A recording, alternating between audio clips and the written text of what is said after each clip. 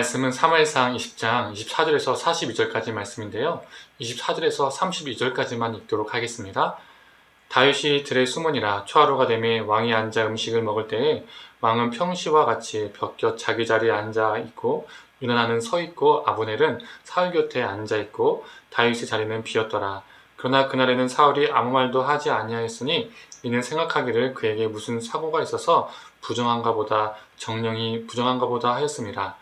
이튿날 곧 그 달의 둘째 날에도 다윗의 자리가 여전히 비어 있으므로 사울이 그의 아들 요나단에게 묻되 이새의 아들이 어찌하여 어제와 오늘 식사에 나오지 아니하느냐니 요나단이 사울에게 대답하되 다윗이 내게 베들레헴으로 가기를 간청하여 이르되 원하건대 나에게 가게 하라. 우리 가족이 그 성읍에서 제사할 일이 있으므로 나의 형이 내게 오기를 명령하였으니 내가 내게 사랑받거든 내가 가서 내 형들을 보게 하라 하였으므로 그가 왕의 식사 자리에 오지 아니하였나이다 하니 사울이 요나단에게 화를 내매 그에게 이르되 패역 무도한 계집의 소생아 네가 이새의 아들을 택한 것이 네 수치와 네 어미의 벌거벗은 수치됨을 내가 어찌 알지 못하랴. 이새의 아들이 땅에 사는 동안 너와 내 나라가 든든히 서지 못하리라. 그런즉 이제 사람을 보내어 그를 내게로 끌어오라. 그는 죽어야 할 자이니라 한지라. 요나단이 그의 아버지 사울에게 대답하여 이르되 그가 죽을 일이 무엇이니까 무엇을 행하였나이까. 사울이 요나단에게 단창을 던져 죽이려 한지라. 요나단이 그의 아버지가 다윗을 죽이기로 결심한 줄 알고 심히 노하여 식탁에서 떠나고 그 달의 둘째 날에는 먹지 아니하였으니 이는 그의 아버지가 다윗을 욕되게 하였으므로 다윗을 위하여 슬퍼함이었더라. 아멘. 하나님의 은혜가 아침 묵상을 들으시는 모든 성도님들에게 있기를 간절히 소망합니다. 요나단은 초하루 식사 때에 아버지 사울을 만나서 그의 의중을 살핍니다. 식사 첫날에 다윗이 없음에도 사울은요 아무런 질문이 없었습니다. 다윗을 찾지 않았던 것이죠. 그런데 그 다음날에도 다윗이 보이지 않자 다윗의 행방을 사울은 묻기 시작했습니다. 요나단은 다윗이 집안의 제사 행사에 참여하기 위해서 베들레헴에 갔다고 말하자 이 사울은 요나단에게 험한 말을 퍼붓기 시작했습니다. 사울은 요나단에게 다윗이 살아있으면 너와 나의 나라가 든든히 서지 못할 것이다 라고 말합니다. 그럼에도 요나단은 다윗을 적극적으로 변호하죠. 왜 다윗이 죽어야 하냐고 사울에게 따집니다. 이에 사울은 화가 나서 자신의 아들 이 요나단에게까지도 창을 던집니다. 사울이 봤을 때는요 자기 왕권뿐만 아니라 이 요나단의 왕권을 위협하는 존재가 다윗인데 그러면 자신의 아들은 자신의 편에 들어야 되는데 그게 당연한 것인데 이 요나단이 이 아버지 편을 드는 것이 아니라 자기 편을 드는 것이 아니라 다윗의 편을 드니까요 사울의 입장에서는요 속이 다 뒤집어지는 거죠. 하나님께서 자신의 아들인 요나단을 차기 왕으로 선택하신 것이 아니라 다윗을 차기 왕으로 선택하셨다는 것을 다 사울은 알고 있었기 때문에 이런 반응이 나올 수밖에 없었습니다.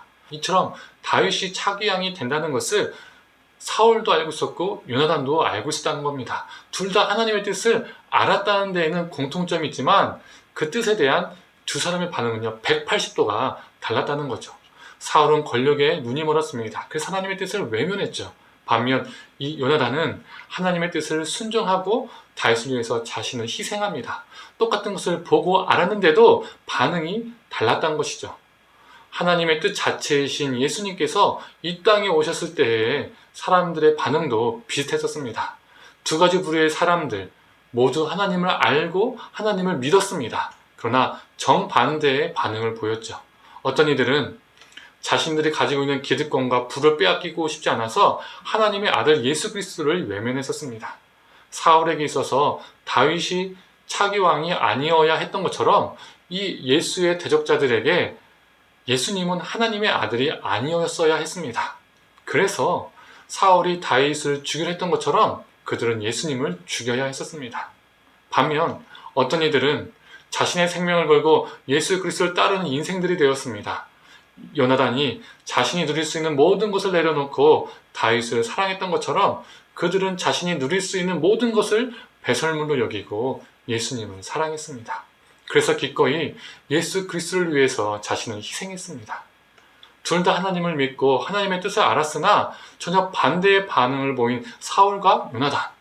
양쪽 다 하나님을 믿고 하나님의 아들을 직접 다 눈으로 보고 경험했으나 전혀 다른 반응을 보인 예수의 대적자들과 예수를 따르는 자들, 이렇게 사울과 그리고 요나단, 예수의 대적자들과 예수님을 따르는 자들, 이렇게 다른 반응들이 보인다는 것이죠. 이게 우리에게 주는 교훈은 무엇일까요? 우리도 하나님을 믿는다고 하지만, 하나님을 안다고 하지만, 하나님을 사랑한다고 말하지만 전혀 다른 반응으로 실제로는 살 수 있다는 겁니다. 하나님을 믿는 많은 사람들이 하나님께 정말 헌신해야 된다, 하나님을 위해서 기꺼이 헌신한다고 결심합니다.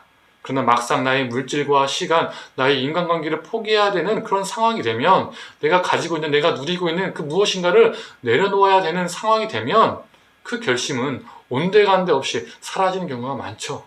알지만 외면하는 경우도 많이 생깁니다. 우리가 사울과 예수의 대적자들의 그 삶을 따라 살아가는 것이 아니라 요나단처럼 예수를 위해서 자신의 삶을 드렸던 사람들처럼 살아가길 원합니다. 그러한 삶 속에서 하나님의 나라가 세워지고 생명의 역사가 있음을 믿습니다.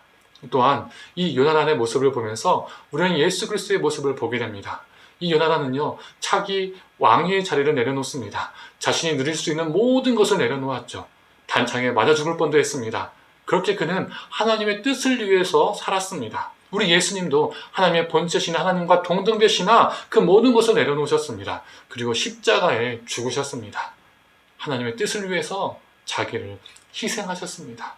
그 안에서 생명의 역사가, 구원의 역사가 일어났습니다. 이 사순절 기간 하나님의 뜻을 이루기 위해서 희생하신 예수 그리스도를 더욱 묵상하기 원합니다. 그리고 예수님이 하셨던 것처럼 우리도 하나님의 뜻을 위해서 용기 있게 믿음의 발걸음을 내딛는 존재가 되기를 원합니다. 그 안에서 하나님의 나라가 세워지고 생명의 역사가 일어날 줄 믿습니다. 함께 기도하겠습니다. 하나님, 사울도 요나단도 하나님을 알고 또 하나님을 믿는다 했지만, 사울은 자신이 가지고 있는 그 왕권 때문에 하나님의 뜻을 외면했고, 다윗은 자신의 왕권이 아니라 하나님의 뜻에 순종하여 자신의 모든 것을 희생하였습니다. 내려놓았습니다. 예수님 당시에도 모든 백성들이 하나님을 믿는다 말했지만, 하나님의 백성이라 말했지만, 어떤 이들은 메시아가 앞에 있는데도 자신들이 가지고 있는 기득권과 권력 때문에, 물질 때문에 예수를 외면했고 십자가에 못 박았고, 또 어떤 이들은 예수를 위해서 자신의 삶을 희생하고 죽었습니다. 하나님, 우리가 이 전자와 같은 존재가 아니라 요나단과 그리고 예수를 따라갔던 그런 존재들이 되게 하여 주시옵소서. 예수님께서 먼저 하나님의 뜻을 위해서 순종의 삶을 살았던 것처럼, 희생하셨던 것처럼, 죽으셨던 것처럼 우리도 예수님을 본받아서 하나님의 뜻을 위해서 우리 것을 내어놓을 줄 아는 삶을 살게 하셔서 그 안에서 생명과 구원의 역사가 일어나게 하여 주시옵소서. 오늘 하루도 그런 하루 되게 하여 주시옵소서. 감사드리며 사랑에 많으신 예수님의 이름으로 기도드립니다. 아멘.